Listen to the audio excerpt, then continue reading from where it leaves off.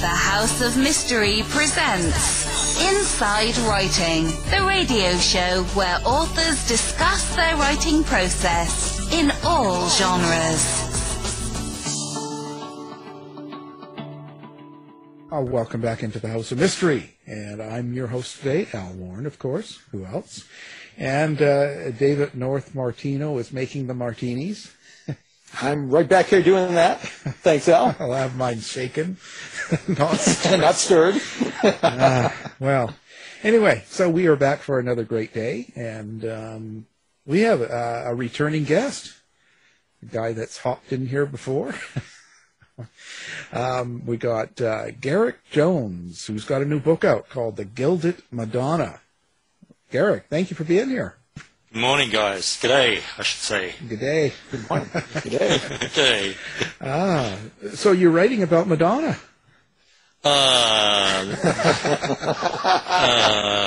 No. Well, that's just, I have to start slow. It's America. That's the first time that association has come into my mind since I started writing this book 2 years ago. Well, I'll take it for me to do that. I bring out the worst in everyone. So you've been doing this for 2 years. This book's been, I think I finished it probably well over 18 months ago when I finished the first write, and then I put it aside for 3 or 4 months because there were other projects going on. This is the way that I write, to let it sort of cook in my unconscious, to go back to do the first rewrite. And then the editing process is really quite long. I don't know if other writers have mentioned this, but it usually takes, you get the first time you get your developmental edits, which you've got to work on, and then you go through a line edit and then do all those, and it goes back for a developmental edit. Then you submit it to the publisher, and then the publisher decides when it's going to be published in their timetable. So, it takes sometimes a long time for books after you've written before they're released. Oh, yeah. Especially mine, they're so poorly written. So this is the Clyde Smith mysteries. So this is book 2 of that. Yeah, the second book in that, yeah. So let's get into that a little bit. So first of all, let's talk about Clyde Smith. Who is Clyde Smith? Clyde Smith is a local Sydney boy who went to fight during the Second World War and was captured in Italy and interned in a prisoner of war camp, Macerata, on the east coast of Italy for 3 years. And then when he returns to Australia, becomes a policeman, becomes a detective. And then eventually, after 9 years on the job, he gets really fed up with the corruption that existed in the New South Wales police force at the time, and resigns and decides to become a part-time journalist and run his own private detective agency. So that's Clyde. He's got a lot of baggage, this man. Yeah. And you talk about this. So this is written in you were saying 1956, or written for that time period. Yep. There was a lot of corruption and reality in the police department. Oh, there sure was. Yeah, the New South Wales police force was well known for brown paper packets under the table and deals with criminal gangs and stuff.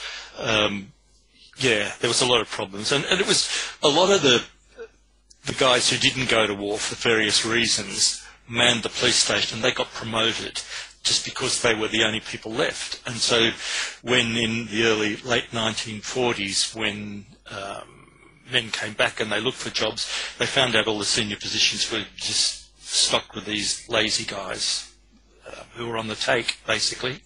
Yeah. Gee. So you had a lot of stuff to work with, like reality to base this on. Oh, yeah, and also my mother's boyfriend was a detective sergeant in charge of the Vice Squad just after that time in the early 1960s. So I heard a lot of stuff that was going on. At the moment, there's a television program going on about there was a fire in Australia in an amusement park where 7 children were burned to death in a ghost train ride.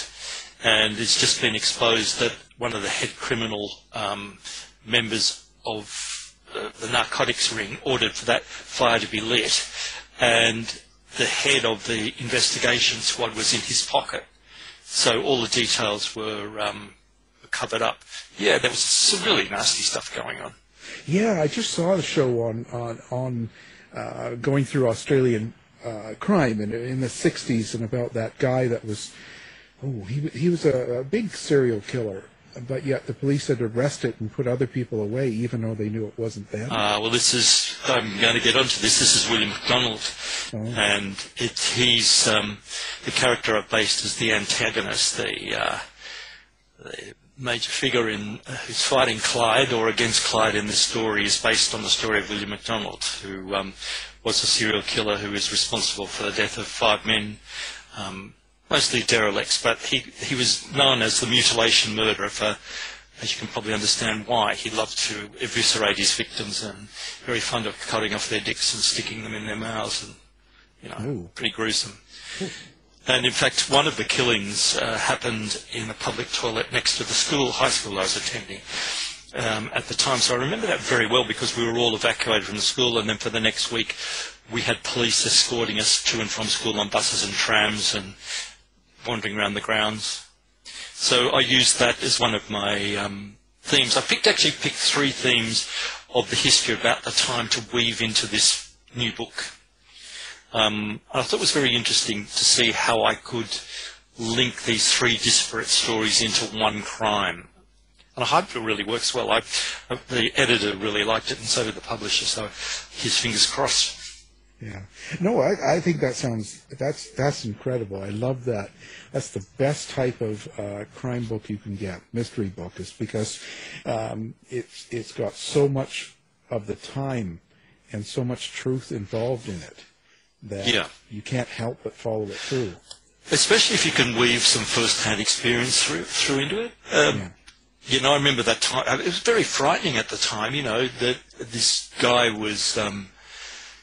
He was originally British. He came to Australia, and when he was eventually captured, he was captured in New Zealand and deported back to Australia. He said to the police that he admitted to the killings, and he blamed them on an irresistible urge to kill. Those are his words. And he said that he was a victim of rape as a teenager, and had to disempower his victims that he chose at random because of that atonement for his violation as a child. So one of the other stories that's linked through to this is the ritual abuse of young men and boys in foster homes and in orphanages in Australia right back to the turn of the 20th century.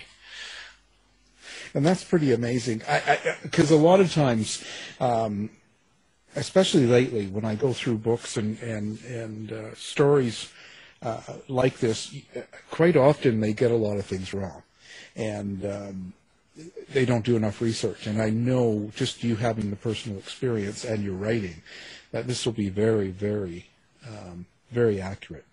Well, times have changed, When I contacted the New South Wales Police Archive, the archivist there was incredibly helpful, with details of the other cases of the abuse of boys and prosecutions and what they could do and what they couldn't do at the time. So I got a lot of primary source material from them. And also, do you remember I was talking last time about my book Wheelchair, where I interviewed all these dozens of men about role play and about abuse? One of the guys there mentioned that he had been abused in a boys' home. So I got back to him when I was writing this book, and I asked if he'd be interested in sharing his experiences. And he and 4 of his mates were very, very forthcoming about what it was like growing up in an orphanage in outback New South Wales in the 1950s. It was heartbreaking. Just such bravery, these guys, to be able to reveal what they went through. So I asked their permission, and a lot of the episodes in the book are actually based on what happened to them. I mean, what these men did to these kids. It's just hard to believe. It's just impossible to believe in my mind. I don't understand it. Yeah, and then how they got away with it too. Well, a lot of the church-run homes, of course, it was just all covered up and swept under the carpet. But a lot of the private homes were financed by organised crime. A lot of people don't know that. But the government paid the managers of these private orphanages a certain amount of money to look after the kids. And of course the kids didn't see that money, but a lot of it went back into crime lords as a form of protection. And also gangsters would turn up and pick their kids and take them off into a back room. It's just horrible. Yeah, yeah. It sounds like a crime fiction book, but it is. It's truth. Yeah, well, but that makes a good. There's a reality to it that you're following, and I think that's amazing. I think that's the best way to put this kind of. This is a long book. It's my longest book. It's 435 pages in the printed copy, so it's a pretty decent-sized book. But there are three major strands going on through the book that ultimately are tied up at the end. It's a sort of way I love to read mystery books, that there seems to be three different things that aren't connected, but somehow they eventually come together, and you read and you think back and go, oh yeah, I got the clue back there earlier on. I like those sort of books, and I try to write that when I'm writing my mystery stories. Yeah. Now, so when you go back to the times,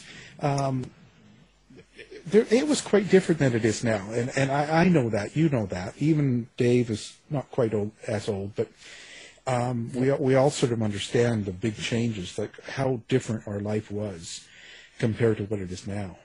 Yeah, and I think that's a very difficult thing to communicate to the younger generation, because we often see history in terms of our own social values and contemporary ideas.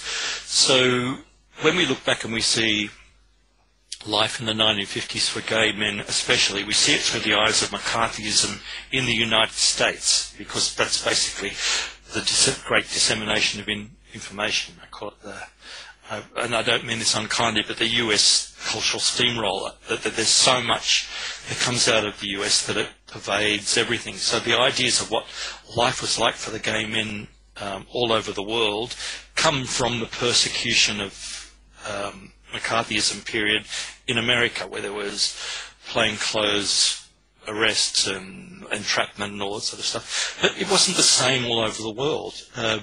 I grew up fortunately, and I say this fortunately with the right meaning, with a gay godfather. And my mother was a neglectful mother, and I spent a lot of time in my godfather's care. And I met all of these grown-up adult men who are politicians and tennis players and judges and lawyers and, bricklayers, all sorts of things at his parties. And as a kid, I just thought they were blokes. I had no idea. It wasn't until I became about, I suppose, 12 or 13, and I suddenly realised that they were all gay, but they weren't sleeping with each other. It was a sort of like social outlet. So there was a lot of happiness, and there was a lot of successful relationships covered up, although people tended to mind their own business a lot more back in the 50s than they do now. It was considered impolite to talk about certain matters in case you were seen as a gossip. So I think that the life was quite different. I mean, men went about their lives just being men, and they just went home to another guy instead of a wife. There was no big thing. It was a secret.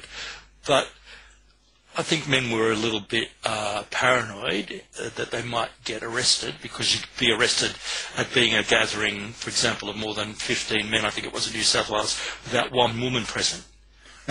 Stupid rules. So you could have some really butch dyke there, It's, the fag but that was fine. Yeah, wasn't a gay party. Yeah. We're all doing the girl there. Well, no. You've only got to look at long-term happy relationships.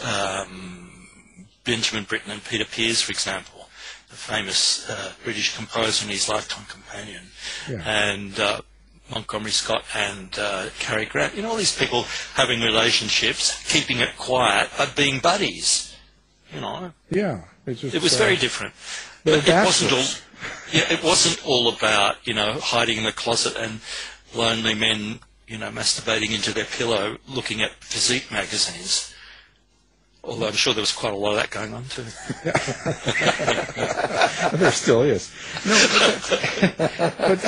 No, I mean, people have to realize that it wasn't. There was sort of a strength having our own community as well. Yeah. What we do forget, and I think this is really important, a lot of men, a lot of men didn't have any sexual activity before World War II. A lot of young men, there wasn't the amount of sexual freedom back in the 1930s and early 1940s as there is today. So women didn't, were a bit more choosy about who they slept with. So a lot of guys were virgins when they went to the war, and they discovered same-sex, like jerking off together or whatever, being exposed to naked men. And some of them got a taste for that. And when they came back to their home countries after the war, they were forced into positions of having to look for it in, places that weren't so nice. Yeah. Parks and clubs and bars and stuff like that. But they still got married because that's what society expected of them. And then you find out in the 1970s and early 1980s, all of these guys suddenly decided that they were gay after all and leaving their wife and their kids and running off with a 17-year-old Filipino houseboy. I'm sure we all know those stories, don't we? Yeah. Ding dong. It's just, I don't know. Yeah, but I think it's come a long way. It sure has. But in the countries like in Canada and Australia and stuff like that, I think the difference is gay couples have assimilated. They're mixed right in mainstream society now. They don't have to be as segregated as they are in the U.S. Well, I think that that's true, but I think there's also a duality within gay men. There are people who identify with gay culture. And then there are just guys who just happen to sleep with other men, and they don't define themselves necessarily as gay. I think there's that duality that exists within our community as well. Yeah. Oh, I'm sure. Yeah, there's all sorts of things, and people are being a lot freer about what they want to do now. Yeah, I mean, I don't know about you, but I don't walk around with a rainbow flag on my forehead. No, God, I'm the guy that's about me. I do what I do and just happen to like men. That's just and I think that we're probably we're the part that's not the tip of the iceberg. We're the large block of ice underneath the water. Yeah. But I must say that I've started putting a little rainbow flag on my book covers now, because I've had a number of people read my books and go, "Oh, this is all about poofters." Read the blurb. Read the description of the book. Yeah, it's unfortunate. If it says gay men, you're bound to find some gay men in the book. Right, and that's kind of a problem. But that's but then on the other hand, I get lots of really nice emails from guys who say that they're straight, that their wives have bought the book and they read it, and how surprised they are to see how similar we are. That's pretty gobsmacking, actually. Yeah. That's a mind bend, how similar we are. I shake my head. I go, well, yeah. Well, a lot of people don't realize what it is. They think it's something totally alien and something. It's where they grow up. It's who they're around. It's what they're told, and there's still a lot of that. And I think it's getting better overall. It's just sort of a time thing. I was just thinking that this morning, actually, when I heard the news about the young guy who's 24, who drove in and killed the policeman this morning. At the White House, yeah. Yeah. And I thought to myself, what sort of upbringing did that guy have? What sort of education did he have that let him down to make rational, logical conclusions from evidence? Right. That's got to be either in upbringing or in schooling. People just don't develop hate out of thin air unless something really traumatic has happened to them. Well, it always comes from a fear or a fear of ourselves, something we don't like internally. And then who we're around is what we develop our skills to work out of these things. And sometimes it's not that good. Well, yeah. I try to think about when I'm writing my villains. Nobody wants to read a cardboard cutout, a two-dimensional character. We need to know what motivates people to be bad. There's got to be some reason. As human beings, we have to know what causes people to act the way that they do. Otherwise, we turn into two-dimensional cardboard cutouts ourselves. And so when I'm writing about the villains, I try to it's not evoke sympathy, but to explain why they're driven to do the things that they do.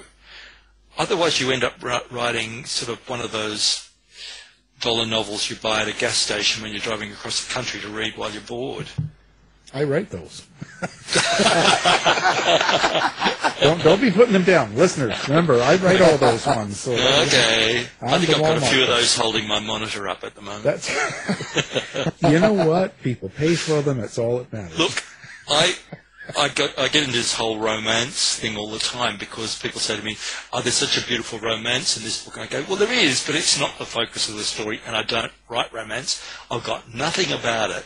But that's a particular genre where there are certain expectations of the way the plot develops and the way the story ends that I don't do. So I don't describe myself as a romance writer, and I'm really, really happy for people to write it and to read it, but don't ask me to because that's not my thing.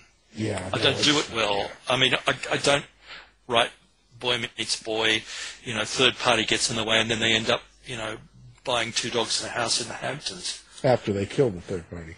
Well, that would be at least, that would be interesting. But that doesn't happen, Yeah. So in this latest book, I spent a lot of time exploring the background of the antagonist, this guy who's the baddie, for a better word in the book, and drawing out his motivations throughout the book not in upfront ways, because you don't want to spoil the surprise before you find out who he is, but at least giving clues along the way so that when you get there you understand a little bit why he does it, even though you don't agree to the reason for his killings.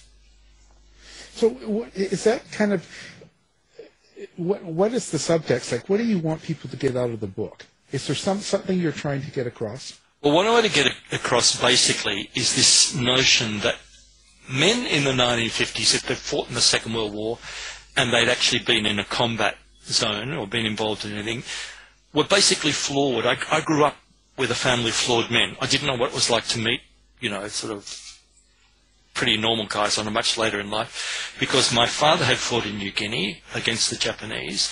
My uncle had fought in Korea and then went on to be afterwards in the occupation forces in Japan.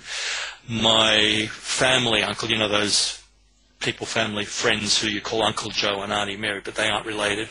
Yeah. He was tortured to death by the Japanese building the Burma Railway.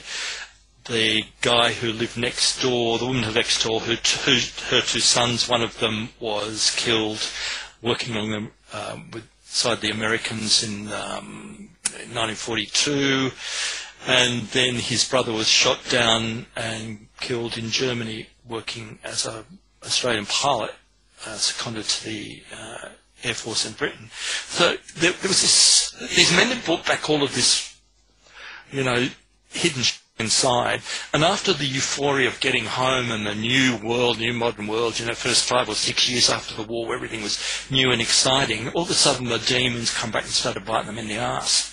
And these guys, would burst into tears for no reasons, or they'd smash bottles, the rage, the impotence, and of course they were told to man up and get on with it.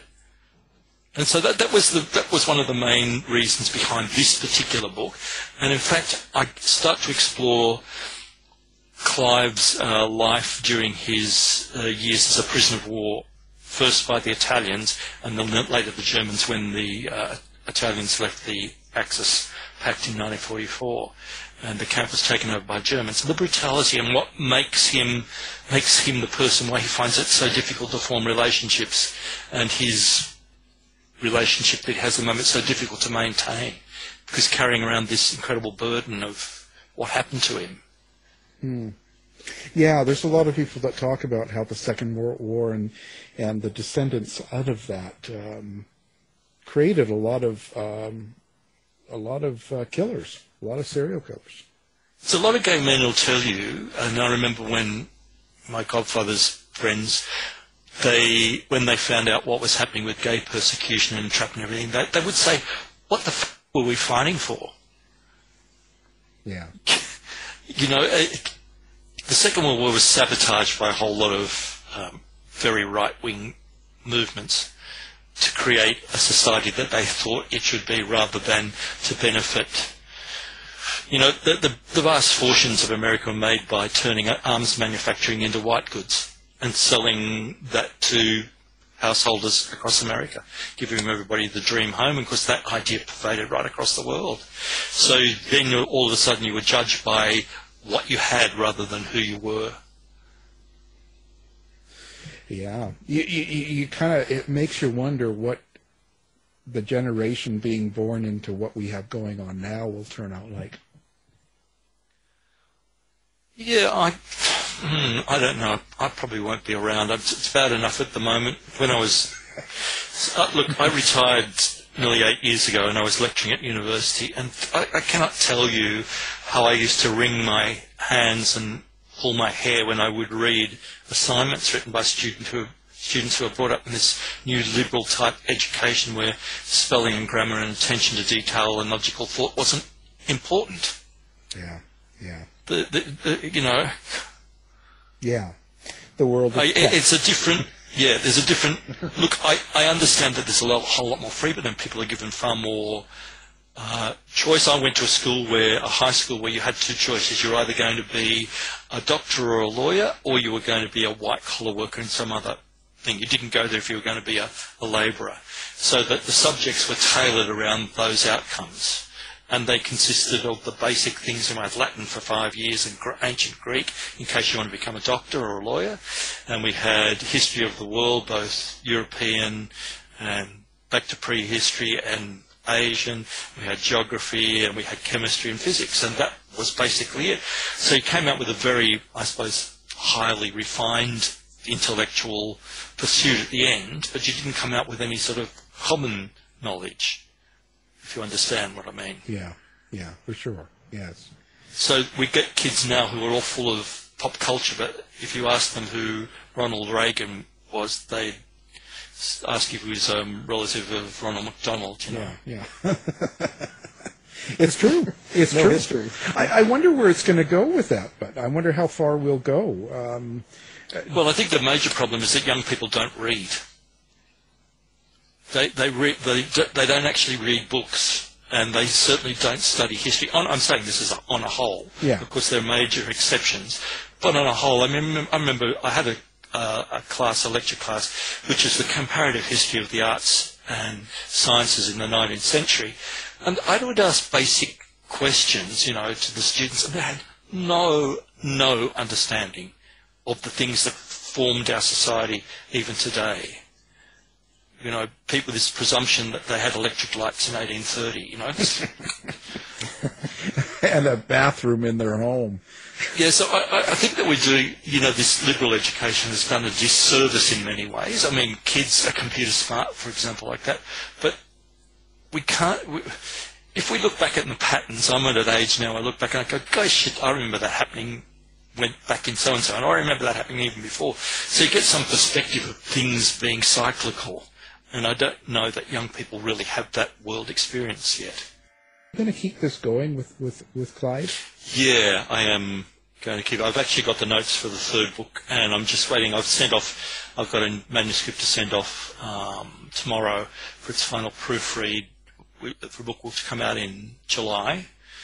And then I've finished the first rewrite on a Victorian era spy thriller, which will probably come out early next year. But while in that period between the proofread and the publication of the book in July, I'm going to start writing the third book of the Clyde Smith trilogy. How is that to do, you know, in a sense, when you've got a character like Clyde Smith and you're working them in 3 or 4 different books in a whole series, you have to develop the character, but you have to carry on with that character. It's not. Yeah. Now, look, this is very interesting. I maybe send you the link. I wrote a blog about the serious problem of writing a series and how you start off a new book. I don't like series books which start off with in the previous episode, right, and then there's a huge exposition about what the story. You need to be able to weave that into the narrative of the book in a way that gives familiarity to the reader who's read the book before, but you also have to write your books as a standalone. Because you can't guarantee that people won't pick up the second or third book in your series and not enjoy it because they don't know what the hell's happened before. Mm. So I think that I think it's a problem. And when I was mapping this book out, I thought there's a simple way to do this. This is to gradually weave in the characters into the story as you're writing it, so that the familiarity comes back to people who've read the book before, but to new people they're introduced to these major characters. Now, talking of this, look, when you're writing a series, it's about somebody's life, and you can't, I don't believe that you can suddenly start a new book with a whole new universe of people. Life isn't like that. We have known people as friends, maybe 20, 30 years. So when you write a book and all of a sudden you introduce a character and you start talking about them in book 3, and you talk about this thing that happened back in book 1, I don't think that works for me. You need to be back in book 1, have already created your universe including that person. So when I started writing the first book, I created the universe of Clyde's life, all the people around him, and I got a few negative comment reviewers saying, there are too many people in this book. I feel like writing, go read Anna Karenina or War and Peace and then tell me about too many people. So if you can't hold 7 or 8 characters in your mind when you're reading a book, then you need to go read Disney comics, as far as I'm concerned. Hey, I write those too. Yeah. In the back of my mind, I wanted to write this really rude email to this person and say, well, why is so-and-so, you mentioned that this person is not necessary. Wait till book 3 and then you'll find out why he's so important. Yeah. So it is important to create your universe. And I think that good series writers do that. We develop friendships not only with the major characters, but with also the minor characters. We need to identify, we need to give them a story, because that's what makes your book, puts flesh on the bones of your book. Am I making sense with that? Yeah, I would think so, because the worst thing in the world, and I think a writer can get into trouble here, if all of a sudden in book 3 or book 4 you create a character that apparently knew someone in book 1, and you can get into trouble just kind of trying to create something past tense to fit in with where you're going, right? Like, especially in future editions. I think that can be a trouble, right? So I think you're right. I did exactly the same with the 7th of December series, which is the book about, you interviewed me before last year, and the sequel to that is the book that comes out in July, and that carries on directly half an hour after the last book finished. But that was particularly difficult series to write because it included a huge narrative from the book before that hadn't been resolved. So weaving that in carefully through the story was particularly tough, and that took a long time to write. I was writing that over about 3 years, I think, in between other projects. A lot of people say, hey, you're publishing 2 or 3 books a year, you must be churning them out.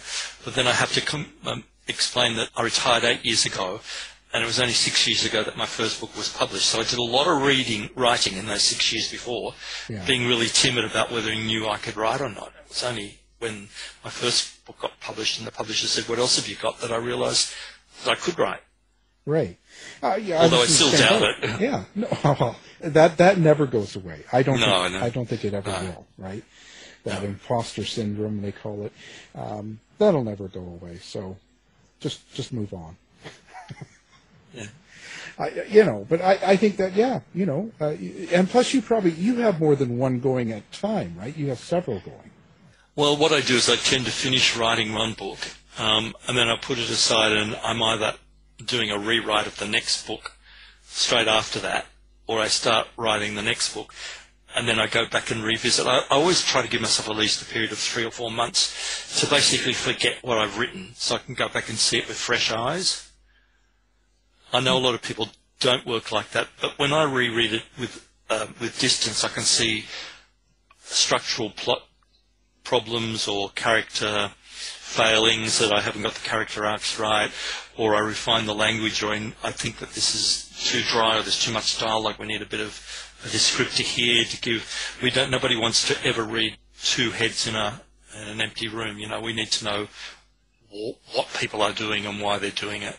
And to me, motivation is everything. There's no point saying, I get so annoyed with some movies where people do stuff and you go, why did they do that? I mean, what caused them to get up and off the table and shoot their wife in the head and jump out the window and commit suicide with no reason, Yeah. Yeah. So figuring out that motivation and building through the storyline is what interests me the most in writing, I suppose. It's called OneNote. And you should see my OneNote for each book. I have, on each of the pages for the characters, I have photographs of who I think they look like. I have quotes from the book. I have their traits, their habits, what they like to do, what they wear, all that sort of stuff, so that when I'm writing about that person again, I can go to refer to it and then start work on it. So for example, when I start work on the third Clyde Smith book, I will read both the first book and the second book straight one after each other again, so that I really get the world, the time, the place, and the people in my mind. And I'm not going to write more than 2 series. A lot of people have written to me and say, please write a sequel to Australia's Son. And I just go, no, I can't cope with more than 2 series. It's bad enough making 2 main character couples different, whereas a third couple would be just impossible. They'll all end up sort of being a bit of each other rather than being totally different. Wow. How do you? So you're now I can't remember with you now. Some of your supporting characters, where do they come from for you? Are they also kind of based after reality people? Yeah. For example, the guy who runs Australia's biggest gay bookstore, Graham Aitken, who's a great supporter. He has my books in his bookshop in Sydney in the Gay Mile. He had just went to have a holiday in a new resort in Coogee, which is the suburb I grew up in. And immediately he sent me some photos. I had immediately this flashback of exactly what it was like in 1955, 1956. So creating that atmosphere is one of the things that leads you back into the time period, the zeitgeist, everything that was going on. And of course, growing up there, it's very easy to remember what you were doing at that time. When you're going through a story like this, and you've been writing with this character, you also are putting a lot of your own self into this. You're putting a lot of your own experience, your own things. So that opens up a vulnerability that also exposes something of yourself to everybody that reads. So how do you decide what you're going to let people know about you? I think that every single one of us has what we call a public persona, who we would like the world to believe who we are, and then there's this private person behind who is usually a lot more vulnerable and susceptible to many other things that we, especially men, don't want the world to know because it would make us feel weak. And I think one of the big steps is being allowing to come out. Mind you, don't forget, I had 30 years on the stage as a performer, so I got used to exposing all of those weaknesses inside things you can't perform without letting that out. Right. So when I wrote Wheelchair, it was exceptionally difficult for me because all about childhood abuse and having OCD and PTSD. That was terrifying to me. But I used that as a sort of a therapeutic tool to try and come to grips and to explain things that had happened to me and my thoughts and put them down on the page. I mean, the protagonist in that isn't me, but there's a lot of me that's in there. I mean, you can't invent feelings. You've got to. I don't know about you when you're writing, when you say A said something to B and B reacted. You've got to understand why that person said that thing in the first place and how the other person reacted. It can't be just. Otherwise, it becomes this weird, reality TV show where there's no why or wherefore to anything. Yeah. So that can only come from within yourself. Where else does it come from? Even if you're doing a lot of reading, you read something and go, wow, I never thought of that. And then you start to think about it and translate it into your own life experiences. Well, I do. I don't know about anybody else. Well, there's a disbelief in a sense. Oh, there is a disbelief, and people, when the people read fiction, they think it's all made up. But if they knew that it wasn't all made up, then they might think differently. Did you ever read A Little Life? I can't remember the name of the author now. It was an extraordinary book. It devastated me. It took a couple of years for me to read it because I kept having putting it down all the time. Because it spoke to me so strongly, and it was a novel and it was made up, but there was some truth in it. And I don't like to read anything or watch anything that hasn't got truth in it. That's just me. I'm happy for people to read, I don't know, whatever your women's magazine heartthrob stories are. I'm happy for people to do that, but I'm not interested. I want to know that I want to feel. I want to make contact with the reader. Even if it's only one reader who understands a sentence that I've written and it speaks to them, then I feel that my job's done as a writer. It's not necessarily about the volume. It's just about the connection and the quality of what you do. Yeah, and maybe that's never going to make money, but that's not why you write. There's a well-known author at the moment who's writing some romance to actually earn some bucks, and I quite understand that. It's a good business on the side. Yeah, but I couldn't do it.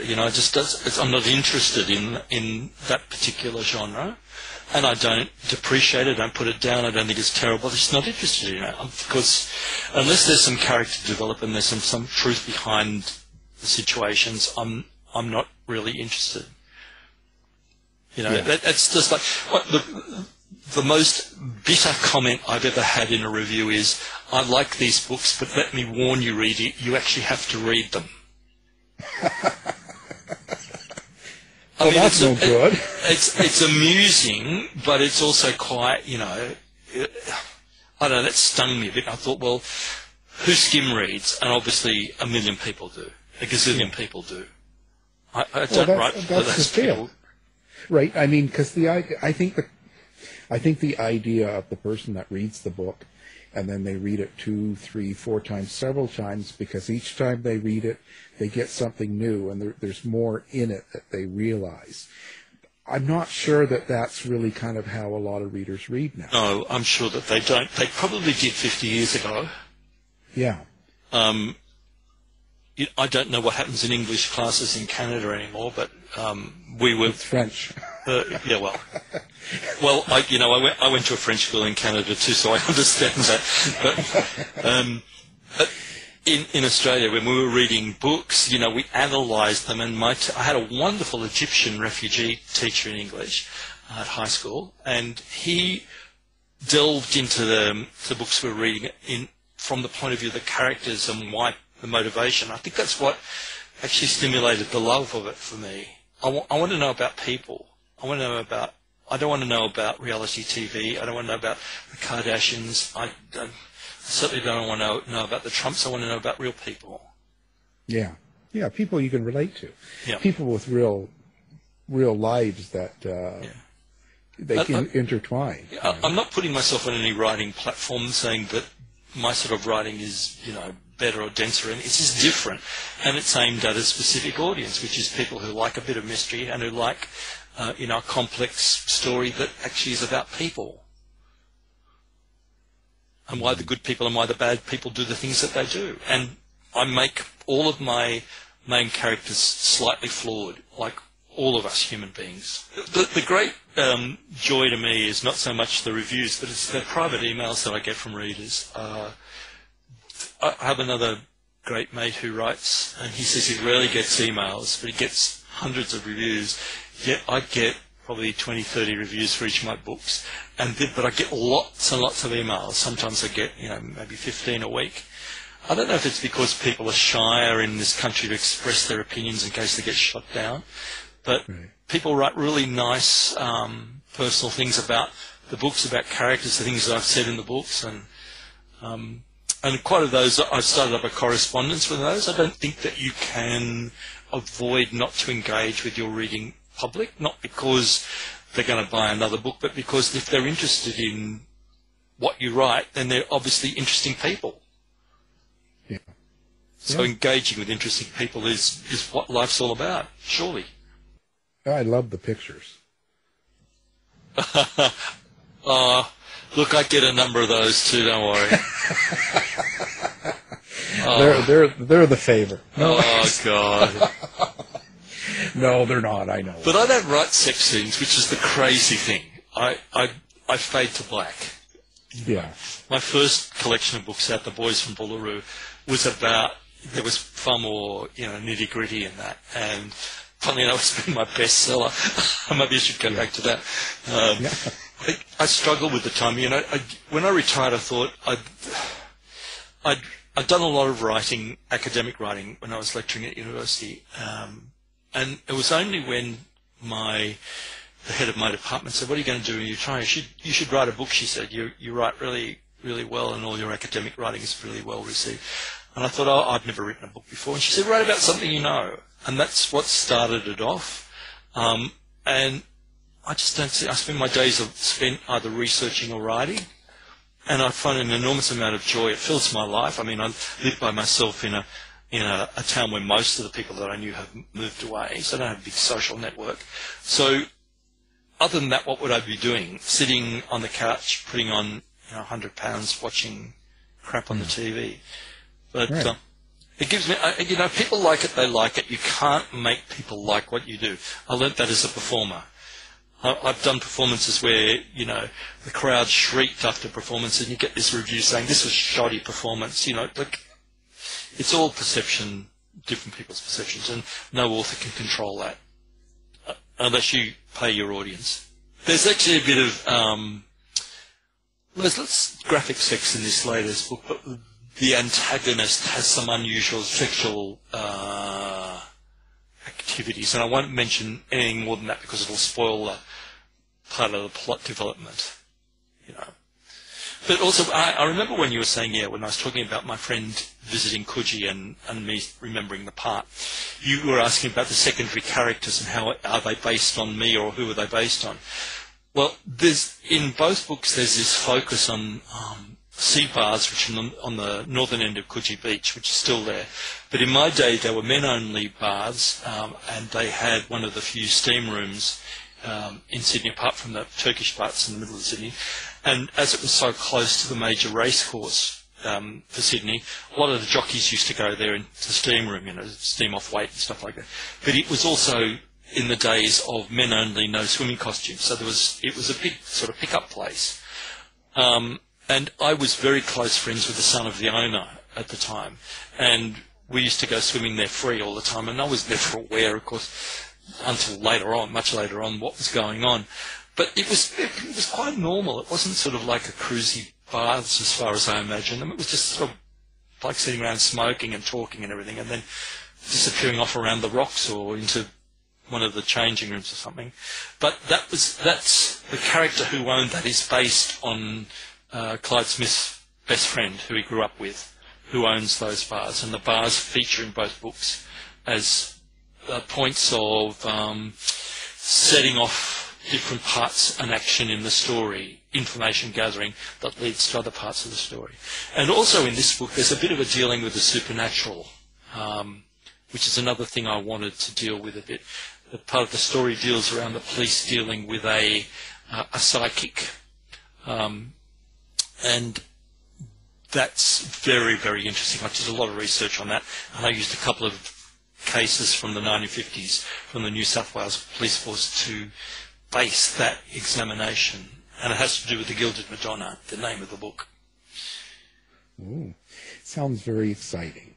Yeah, well, I hope it is. I mean, it took a lot of work to draw all the pieces together. And no, but it sounds great. It sounds like you've done all the work. It sounds perfect.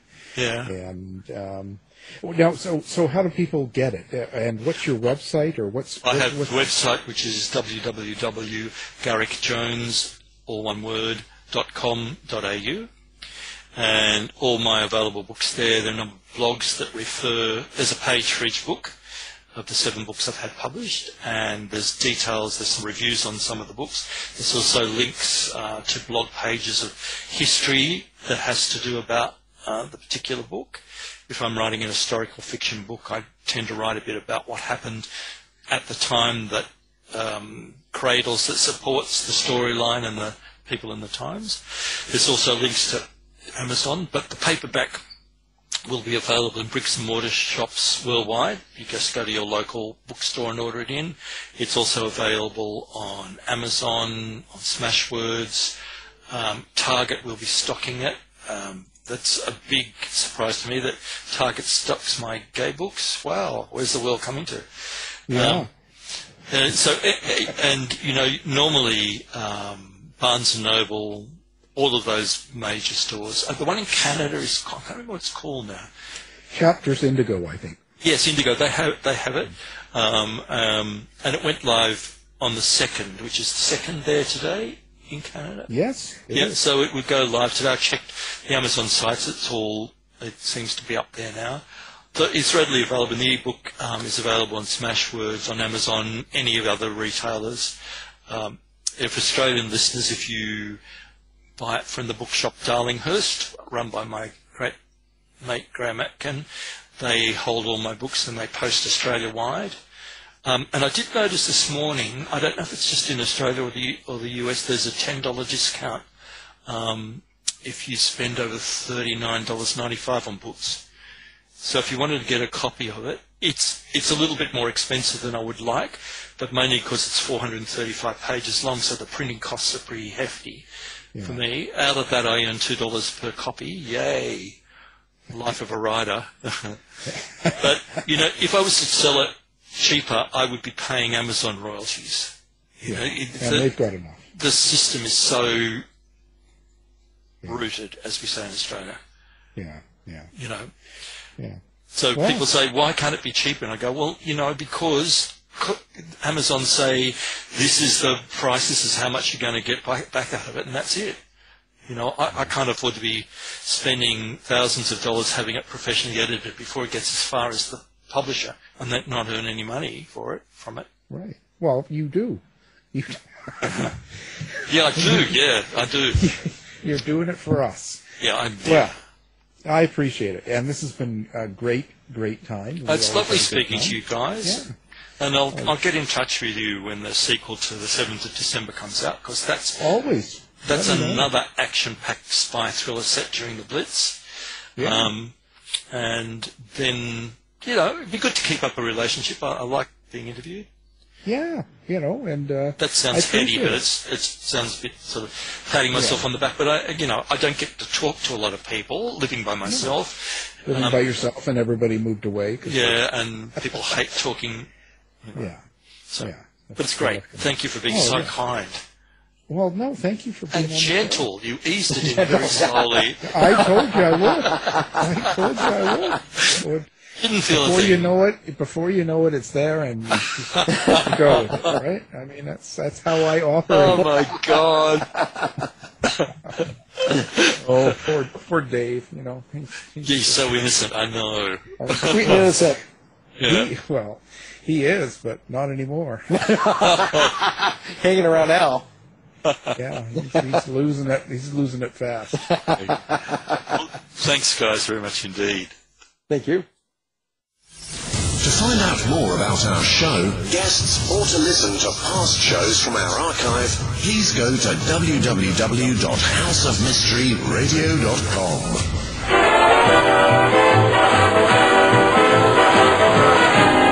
The mission has been completed. The end! By George, he's got it! It is the end! I'll see you. If you're lying to me, I'll be back. This has been a production of Something Weird Media.